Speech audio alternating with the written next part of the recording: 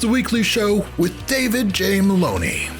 This week, David talks to Tabari Daniels from JZ94.5. And now, here's your host, David J. Maloney.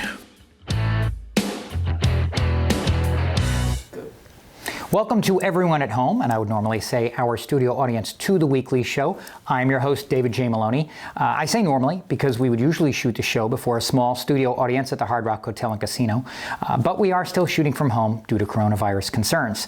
And because we are still shooting from home, filling in for our house band, the Mogiles, again with me tonight is my son, Gianni.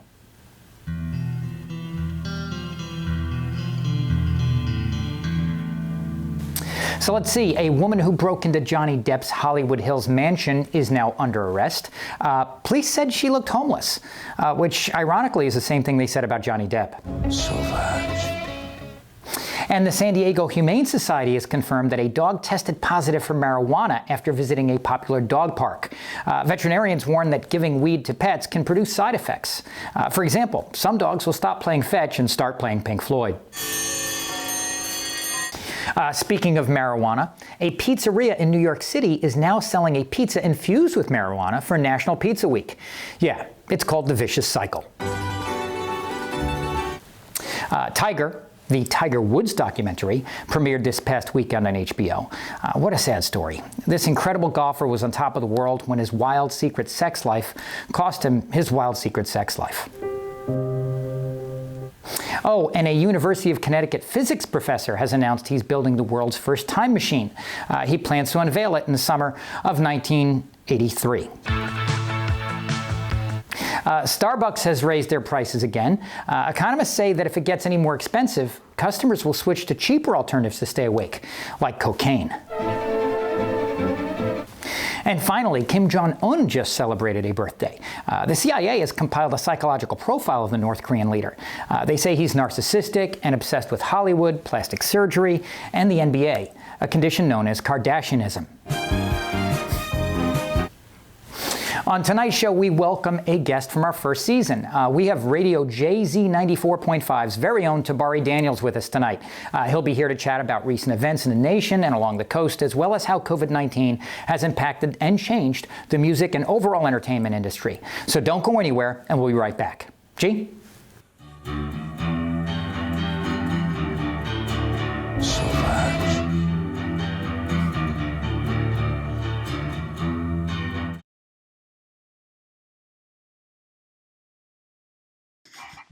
And we are back. Our featured guest tonight is a friend of the show and one of the very first guests we had in season 1. He's the mastermind behind the mic at JZ94.5. And I have the privilege of welcoming him back to the weekly show tonight. Please give a warm welcome to Tabari Daniels. Tabari, it's great to have you back, man. David, it's a pleasure. Look at you in another place now. We're having a social distance, but you're still looking good, man. There you go. How have you been? I've been fantastic. I'm on the Mississippi Gulf Coast. Everybody is social distancing and everything from kids and virtual learning to some of the shows not being postponed and canceled and festivals being moved and postponed. So everybody wants some normalcy. Everybody wants to get back into the swing of things. But of course, we've got to be a lot more responsible first. Yeah, I know. What's been going on JZ94.5 since we last spoke? Oh, wow. Well, just recently, the Nielsen ratings came out, and JZ94.5 was the #1 station. Most listeners, 12 plus. So kudos to the Mississippi Gulf Coast for making us #1 in that regard. Right now we're in the heart of the MLK celebration weekend. So coming up Monday, there's a awards banquet and awards giveaway and battle of the bands, so to speak, battle showcase. Everything's done virtually, obviously, because of COVID, but that's where we are right now today. How do they do something like that virtually? I mean, I'm sure when it comes to putting together a show, you have to be very inventive. A lot of things have to be pre-recorded and timed out, and some of our bands have sent some performances that they've done because a lot of schools right now are in on vacation or for the holidays for the most part. So a lot of people are sending tapes and such, not to mention there's a health forum, summits and all. So panelists, people will be able to talk via chats and all that stuff and message. So it's really a virtual thing. So last time we spoke was pre-COVID, obviously. What has life been like both for you personally and your radio station since the actual pandemic hit? Wow. Well, just like many parents, I'm a father. So my daughter's doing the virtual thing, trying to stay safe. Lots of that going on in the Mississippi Gulf Coast. Kudos to all the educators and administrators out there, because it has been a challenging year for a lot of the education administrators. As far as JZ94.5, we have been really instrumental when it comes to getting that information out of the importance of testing, the importance of wearing that mask, the importance of social distancing, because you just never know. You can go out to the grocery store for 5 minutes and not talk to many, but then carry something back in and somebody else gets infected. So that's been really our thing, especially leading out of 2020, going into 2021. Plus, we had a big election year this past year. So politically, there's been so many changes. Medically, there's been so many changes. So we're all kind of wondering where the heck this thing's going to go in 2021. So what has life been like for your audience and community? Because your station, it primarily skews African American. Right. What has life been like for your audience and your community? As far as African American audience and community, obviously, when it comes to a lot of hardship, a lot of people of color and minorities, not just African Americans, but even Latinos, they tend to don't get access to resources as much as their white counterparts. Unfortunately, that's something that's being worked out. So I've been seeing a lot of people working together, though, which is great. One thing about being on the Mississippi Gulf Coast, we are a very resilient community because of all the hurricanes. Everybody had to survive Katrina.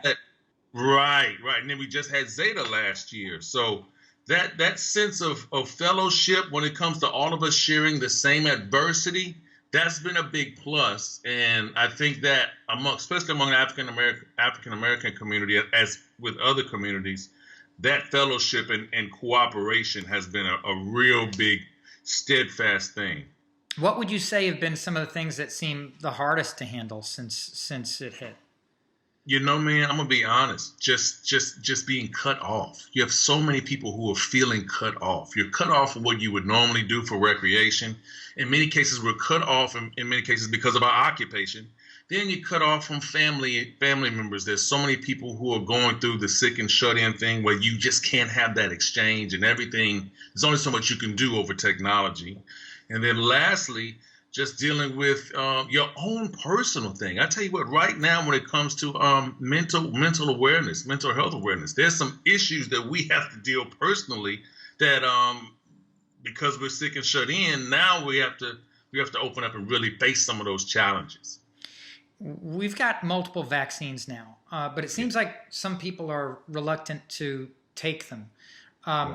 We talked about your station's demographic a little bit. What has been the response in the African American community as far as the vaccine is concerned? I mean, I know people who spout conspiracy theories on social media every day about them. You know what I mean? So what's the word on the street there on your end? As far as African American community, there's always been a little skepticism when it comes to a lot of medical, brand new things being put into the community. Obviously, because of historical purposes, you go to the Tuskegee Airmen, and there's just a history that African Americans and people of color tend to be the guinea pigs, so to speak. So there's a reluctance. There are people who are there's a reluctance, but there is a hope, and there's not a situation of being negative per se, but it's more of okay, we don't want to be the first, but we definitely won't be the last. So I think that when it comes to African Americans, it's more of okay, let me see who's going to get it first and not to jump into anything just, cold turkey. Well, I mean, I'll be frank, my brother is an emergency room nurse. He got the vaccine 4 weeks ago, the first dose, and then he got the second dose Tuesday of last week. So frankly, he's kind of our family's guinea pig. I hear you. You know what I mean? So because he's in the healthcare field, they're giving those people first. So and he's in the emergency room every day dealing with people, and anybody could have it. You're dealing with emergencies. You don't know who and they're up in New York. They've got limited PPE. So I guess we'll see how he does with it. Right. So, and just to add to that, Dave, there's just a whole bunch of other questions that a lot of people are asking, in the sense that, okay, if a person refuses the vaccine and their job requires the vaccine, is that something to where they won't be able to work, or is this something that they're going to have to get some sort of unemployment? Would they still make them eligible because they can work, but they're not allowed to work because they can't get the vaccine?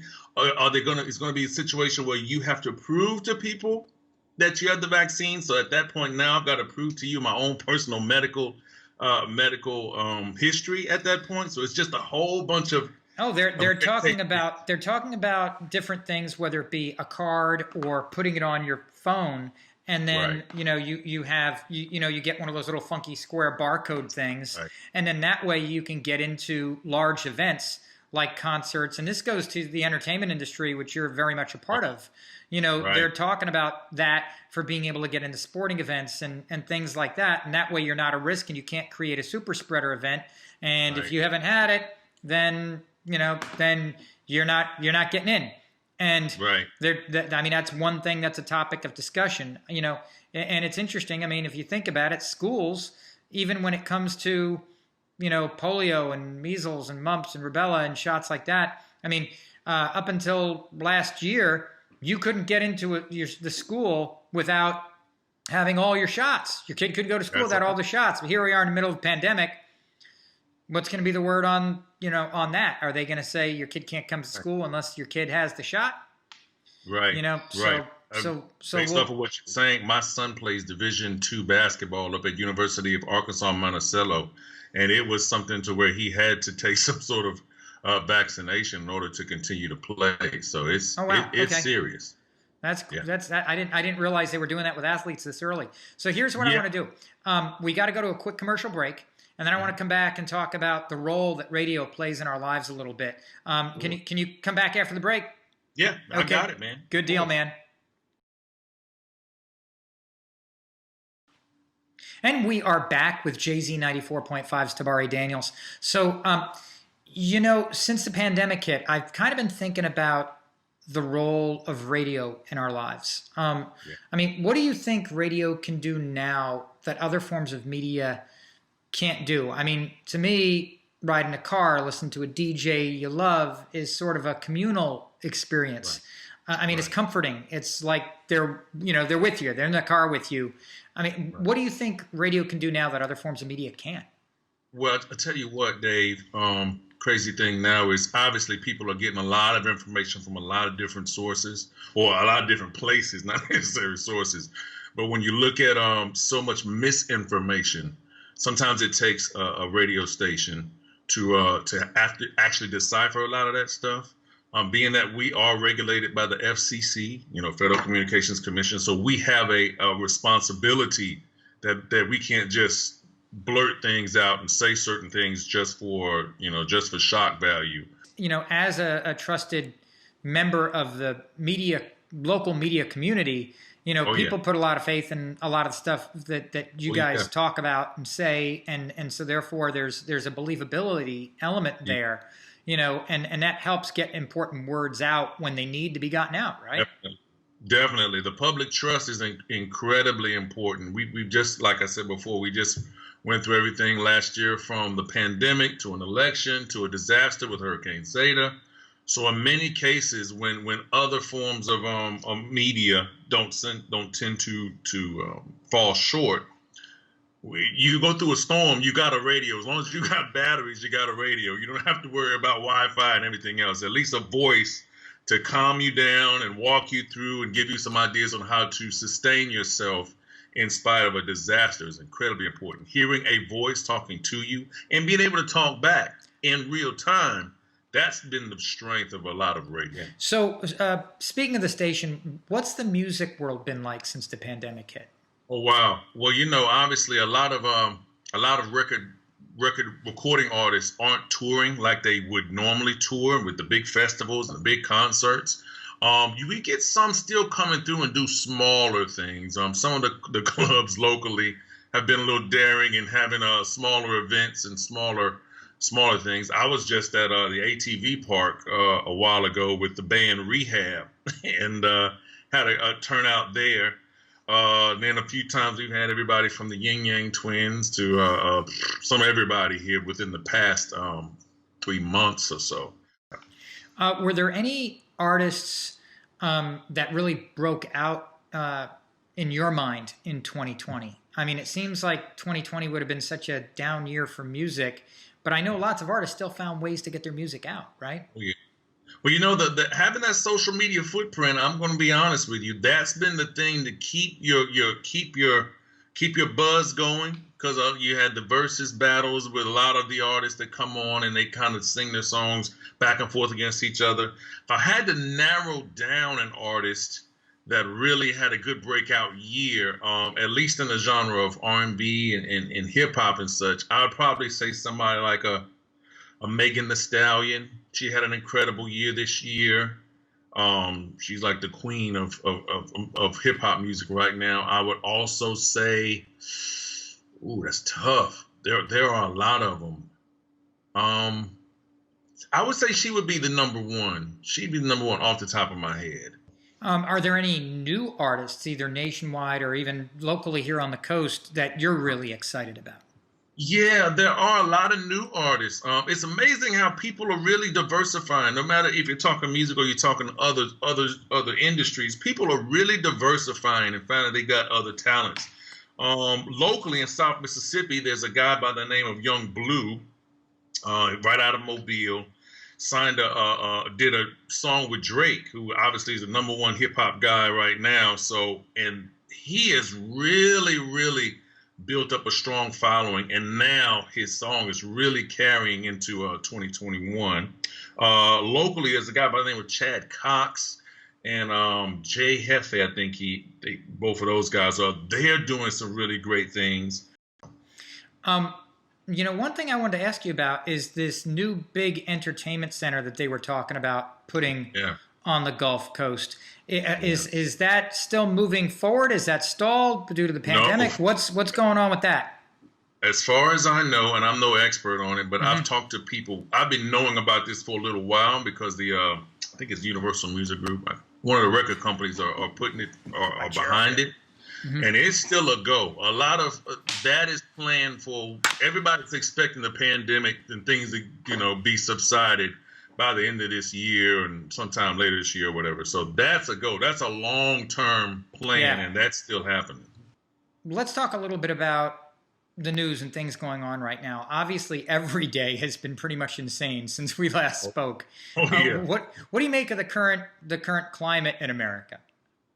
Man, I tell you, Dave, the election, although polarizing, I think that it's really giving people a different outlook on what we thought of Americans. I know we all have our own piece of America and how we believe the country is. But the thing I think right now, the whole dichotomy of, okay, you got to be either this or either that, I think it's getting to be played out. You don't have to just be Republican. You don't have to just be Democrat. You don't have to just be liberal or conservative.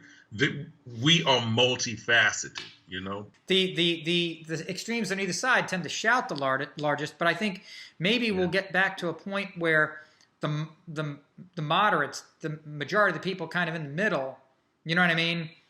Well, you know what? I agree with you, and I hope that is the case. I think most people are moderate. I think that the problem is a lot of the extremists are the ones who make the news. Yeah. And I think we've got to get over the fact that, okay, just because they're making the news doesn't mean that they speak for everybody. And we've got to get beyond that. We've got to say, okay, yeah, they're extreme. This is a little too much. This isn't where I want this country to go. And this isn't good for the country. You're active in the day-to-day life in Biloxi Gulfport. I mean, what do you take away from your daily interactions with people? I mean, for myself, there seems to be kind of a little bit of a disconnect between what I see on social media and my daily life with people. Do you see that same kind of difference? I think we're putting too much stock into social media. Let's be honest. Most of the people who are our friends aren't actually our friends. Most of us don't look as good as our filters allow us to look. And when it comes to making speak for yourself, Tabari. And most of the comments that we make, we wouldn't be making them if we were face to face. You get a lot of courage when you're behind those keystrokes. Well, the reason why I ask is you recently posted the question on social media. What do our children take from this regarding the Capitol riots? What should we all take away from the events of that and the past year? And what positives can we carry into the new year? Wow, that's an excellent question. I'm a father, so my beautiful daughter's in middle school, and she asks a lot of those questions. I think that when it comes to kids, in this day and age, unfortunately, they've got access to everything. They've got access to bad videos. They've got access to dirty versions of songs. Yeah. It is important for us as the adults to constantly teach and show and explain everything that they're seeing, because our children are taking in way more information subliminally than we as kids ever took in, so. After so much pain and so much division, how do you think we start bridging the gap? We talked a little bit about the gap earlier. How do you think we start bridging that gap? I think it's just understanding that we have way more in common than we do not in common. At the end of the day, people want to have a good time. They want peace, and they want to be able to go home, relax, and be safe. So what do you have coming up? What are you excited about? Oh man, there's so much coming up. So obviously the industry is expecting, things to loosen up sometime around spring, summer, and fall. So South Mississippi has everything from, I know this month there's an MMA thing going on at the Coliseum. Reba McEntire is coming down here in July, hopefully. KISS is coming later this year as well. We look at the Mississippi Aquarium. Shout out to them. They've done such a great job. 4 new dolphins. So if people want to follow you on social media, what are your handles? What do you got going on? Yeah, oh man, see me on Facebook as Tabari Beyond. Also on Instagram. I'm also a host for OnlyFans Friday, which every Friday we're in a different city and we're showcasing an artist. So that's been pretty cool. I've been doing that for the past 4 months. So just Tabari Beyond on all social platforms. Well, thank you so much for joining us. Sadly, I mean, as much as I've enjoyed talking to you, that's all the time we got on the show. Oh, come on. So we done. It's so fast, so soon. Yep. Thanks, Dick. So it goes quick when you're having fun. So thank you so much for joining us, ladies and gentlemen, Tabari Daniels. Thank you. Thank you for having me. That is our show for tonight. Thank you so much for watching. A special thanks to Tabari Daniels for joining us, taking us home tonight. Still sitting in for the Mogiles, my son, Gianni.